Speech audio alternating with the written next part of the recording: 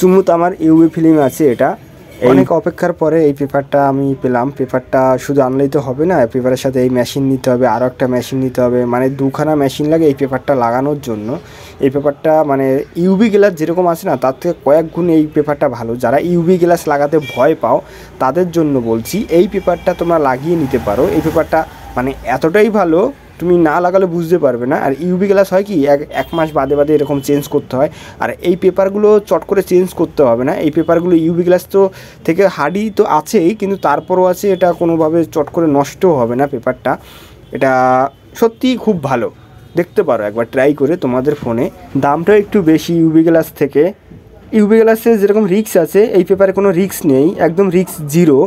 UV গ্লাসে হয় কি অনেক সময় সুইচ বা মাইকের ভেতরে ঢুকে গেলে খারাপ হয়ে যায় অনেকটা সময়। এই যে মেশিনটা দেখতে পাচ্ছি, এই মেশিনটা দিয়ে এই পেপারটা লাগাতে হয়।